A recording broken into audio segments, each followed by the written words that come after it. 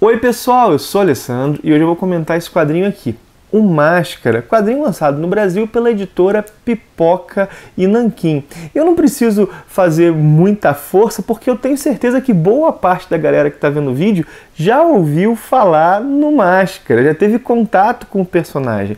O Máscara é um personagem que fez parte do imaginário, é parte constitutiva do imaginário, pelo menos da galera que cresceu ali na década de 90. Muito graças ao filme estrelado pelo Jim Carrey, que saiu em 1994. Eu lembro bem quando o filme saiu, lembro a fita ainda, né, saiu pro videocassete, a galera vendo, gostando pra caramba, todo mundo comentando. Era um filme que era unanimidade nas famílias. Os filhos gostavam, os pais gostavam.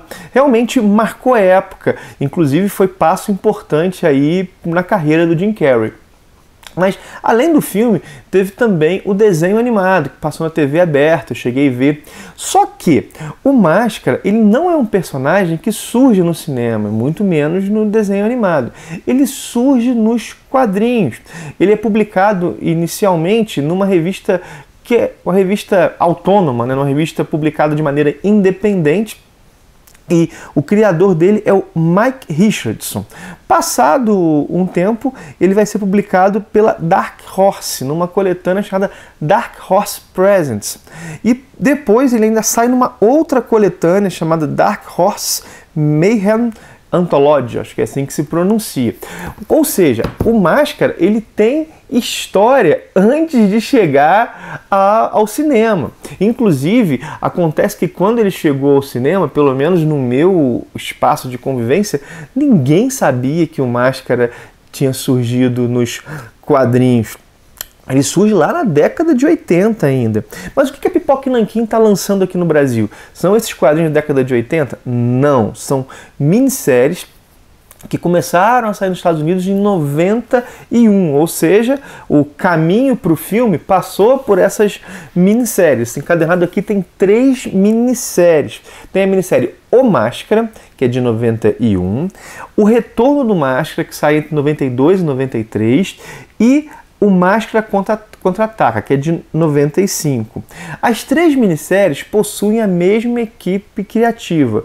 O John Arcudi no roteiro e o Doug Mahnke nos desenhos. O Doug Mahnke, ele tem feito muitos trabalhos para DC recentemente. Inclusive trabalhou com Peter Tomasi em arcos da revista Detective Comics. Bom, vamos lá, vou mostrando os desenhos do Doug Mahnke, vocês vão ver que está bem diferente dos desenhos que nós vemos dele hoje em dia. Enquanto falo do título, olha só, nesse encadernado aqui, nas 3 minisséries, nós vemos os primeiros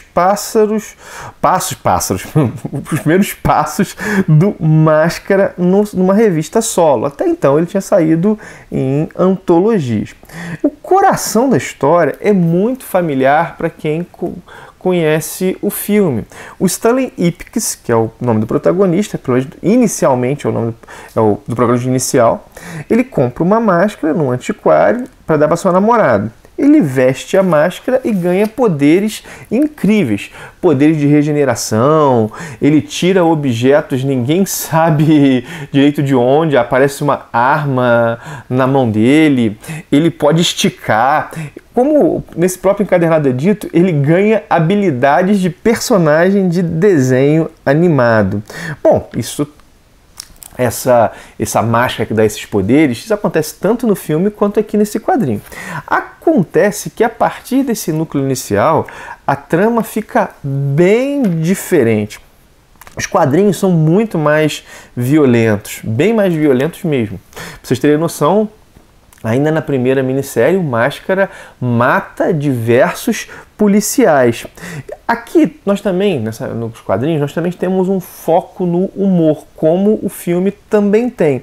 Só que no filme é um humor bonachão, aqui não. Aqui é um pouco diferente, é um humor, para repetir a palavra, que tem um certo apelo violento, sabe?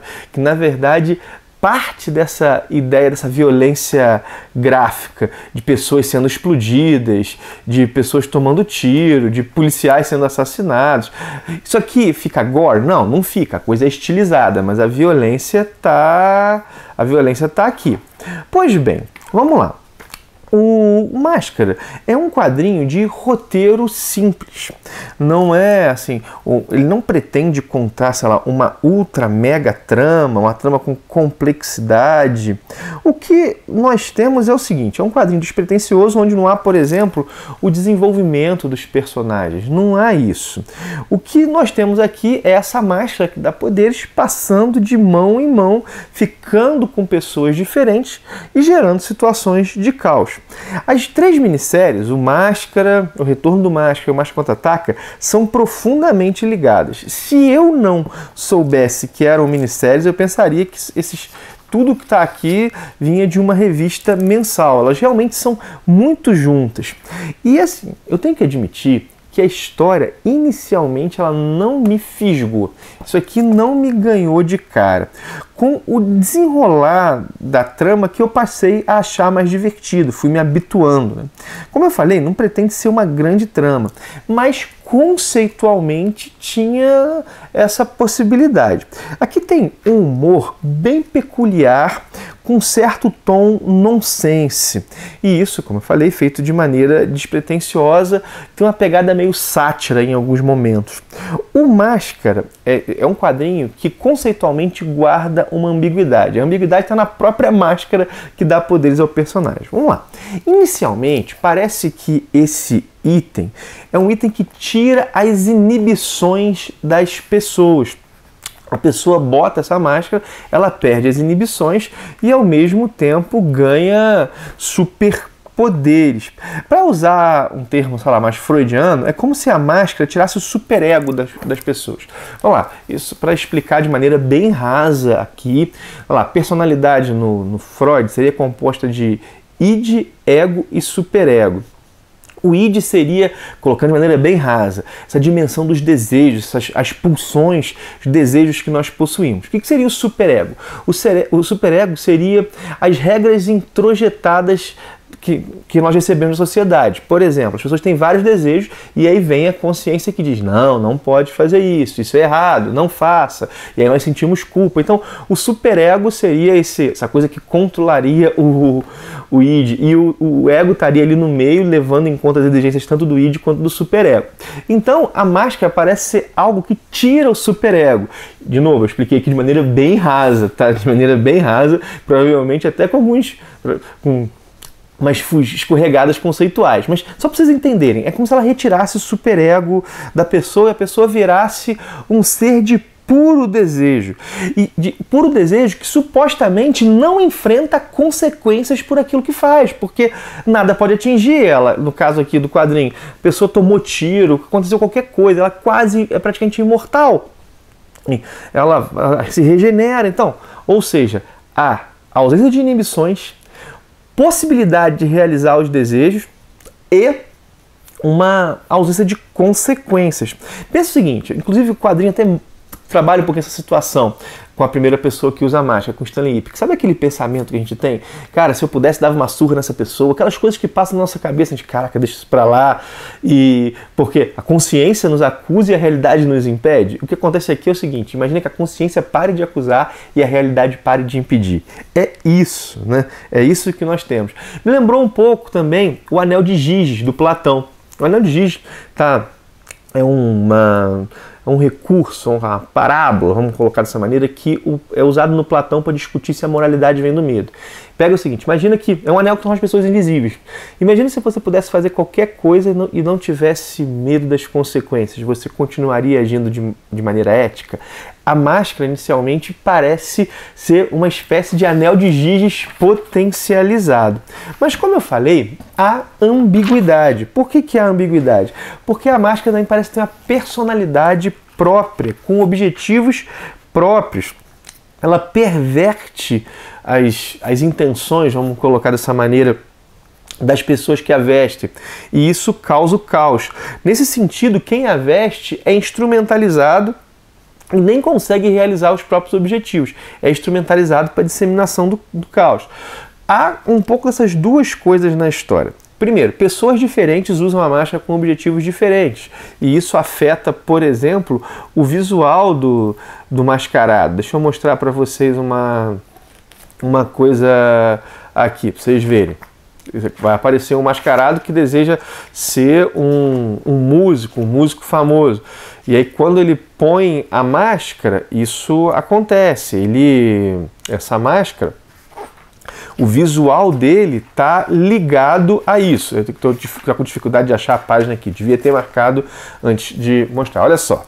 Repara, ele queria ser um guitarrista famoso, um cantor de rock famoso, e olha só, usou a máscara, tá aqui. Ou seja, pessoas diferentes acabam tendo consequências diferentes, lidam com aquilo de maneira diferente, têm objetivos diferentes, e isso inclusive aparece na maneira que a pessoa esteticamente fica depois que usa a máscara.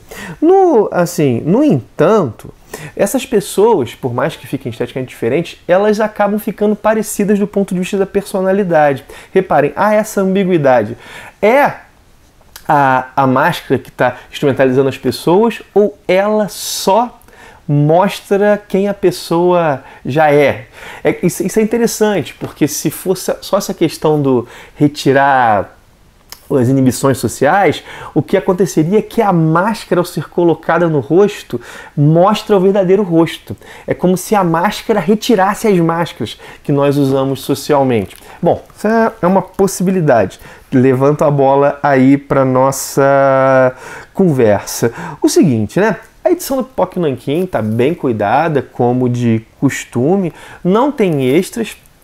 A única coisa que tem no final é a biografia dos autores. Eu até gostaria de um textozinho introdutório falando sobre a trajetória do Máscara nos quadrinhos, mas assim, não é algo que tira o mérito da edição, só algo que eu realmente gosto. Eu gosto desse tipo de material.